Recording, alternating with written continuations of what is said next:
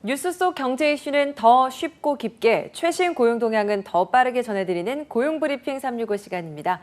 김동욱 기자와 함께합니다. 안녕하세요. 안녕하세요.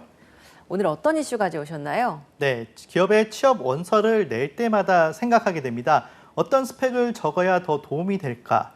같은 인턴십 경험 가운데 어떤 게 유리할까 많이 고민하게 되는데요. 한 취업 사이트에서 올해 상반기 대기업에 입사한 신입사원들의 합격 스펙을 분석한 자료를 내놨는데요. 이슈 픽에서 짚어보겠습니다. 학력과 외국어 실력 같은 이른바 스펙, 어느 항목까지 포함해야 되는 건가요? 네, 이번 조사에서는 합격자들의 스펙을 졸업 학점과 토익 시험 성적, 영어 말하기 점수, 제2 외국어 점수는 기본이고요. 인턴십 경험, 해외 체류 경험, 공모전 수상 경험, 사회봉사 경험, 자격증 보유까지 항목별로 구분해 분석했는데요. 먼저 올해 상반기 대기업 취업에 성공한 신입사원들의 평균 학점은 4.5점 만점에서 3.7점이었고요. 토익 시험 성적을 보유한 이들은 반이 넘었는데 평균 846점이었습니다. 영어 말하기 성적도 요즘 중시하는 추세잖아요. 이 부분 어땠나요? 네, 대기업 합격자 10명 중 7명은 영어 말하기 성적을 보유하고 있었는데요. 이 중 토익 스피킹 점수를 보유한 이들은 39%였고 오픽 점수를 가진 이들은 54.9%였습니다. 특히 눈여겨볼 부분은 대기업 신입사원 중에는 자격증 보유자가 많았다는 건데요. 72.4%가 한 개 이상의 자격증을 갖고 있었습니다. 지난해 같은 조사에서 대기업 신입사원의 합격 스펙과 비교했을 때 학점이나 토익 평균은 큰 차이가 없었지만 자격증 보유 비율이 10%포인트 가까이 늘어난 겁니다. 신입사원 지원 때부터 자격증을 보유한 분들이 많아진다는 건 어떤 이유 때문이라고 봐야 될까요? 네, 지원자의 출신지와 학력, 성별 등의 정보를 블라인드 처리하고 직무 적합성을 위주로 채용을 진행하는 방식이 자리를 잡았죠. 그래서 지원 분야와 관련 있는 자격증 보유 유무가 취업 성공의 중요한 기준이 된 겁니다. 학점과 토익이 평균 이상이라고 하면 자격증 유무가 대기업 합격의 관건이란 얘기인데, 그렇다면 어떤 자격증을 따놓는 게 취업 준비에 도움이 되는지 이것도 알아봐야겠네요. 네, 취업 준비생들 사이에 이미 컴퓨터 활용 능력, 한국사와 한국어 능력 검정 시험 등은 필수 자격증으로 불리죠. 그러나 실제 직무나 실무에 필요한 자격증은 따로 있습니다. 취준생이라면 자신이 지원하는 직무 분야의 특성과 트렌드에 맞춘 자격증을 따는데 선택과 집중을 하는 게 좋은데요. 대표적으로 최근 디지털 마케팅 직무에서 인기 있는 구글 애널리틱스 자격증입니다.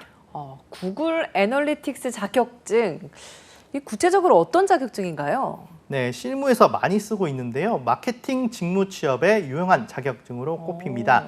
방문자의 유입 경로부터 행동을 하나씩 분석해 데이터가 쌓이는 걸 세분화하는 웹사이트 트래픽 분석 툴 자격증입니다. 이외에도 또 일반 기업 채용에서도 주목받는 테셋이 있는데요. 국가 공인 경제 이해력 검증 시험으로 금융 관련 공기업과 은행, 금융회사 등의 기업에서 입사 자격 기준이 되는 자격증인데요.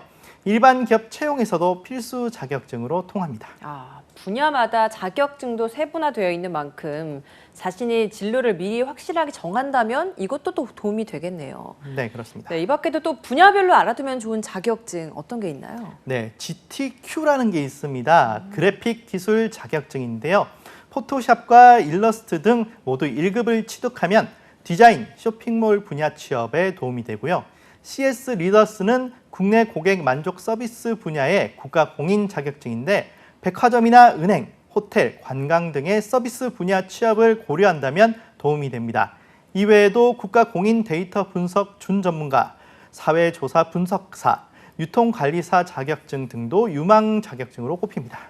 이렇게 자격증을 준비해서 힘겹게 취업을 해도 이게 끝이 아니잖아요. 취업을 해서 열심히 일을 하다가 승진을 하려면 또 승진을 위해서 또 자격증을 준비해야 된다고요? 네, 맞습니다. 그래서 자격증 취득 열풍은 언제나 뜨겁습니다. 한국산업인력공단이 직장 내 우대율이 높은 국가기술 자격을 선정해 발표했는데요. 기술 기능 분야에서는 화재 원인과 피해 등을 분석하는 화재 감식 평가 기사가 1위를 차지했습니다. 승진 등 인사상 우대를 받는 비율이 높다고 하네요. 화재 감식 평가 기사 이 자격증이 1위였다면 다른 2, 3위 자격증은 어떤 건가요? 네, 토목 기사였습니다.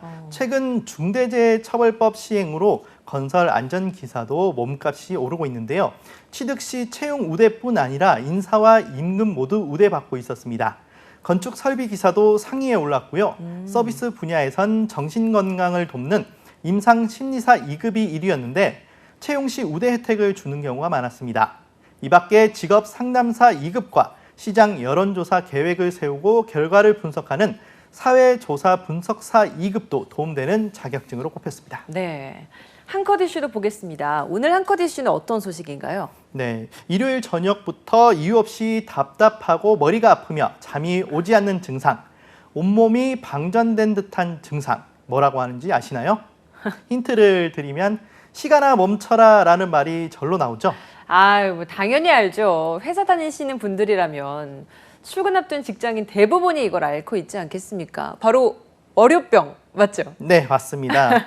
현대 직장인의 주말은 늘 순식간에 지나가고 제대로 쉰 것 같지 않은 상태로 월요일을 맞이하게 됐죠.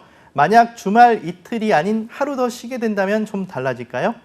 유럽 등 선진국을 중심으로 주 4일제를 도입하는 기업들이 늘어나면서 국내 직장인들의 관심이 큽니다. 일부 기업에서 선제적으로 실험에 나서고 있기도 하고요. 최근 영국에서는 세계에서 가장 큰 규모의 주 4일제 실험에 들어갔는데 그 결과가 흥미롭습니다. 사실 듣지 않아도 바로 알겠어요. 직원들 만족도 굉장히 높아졌을 것 같은데요. 네. 아닌가요? 네, 영국에서는 6월 초부터 은행과 투자회사, 병원 등 기업 70여 곳의 직원 3,300명을 대상으로 주 4일제 실험이 진행 중인데요.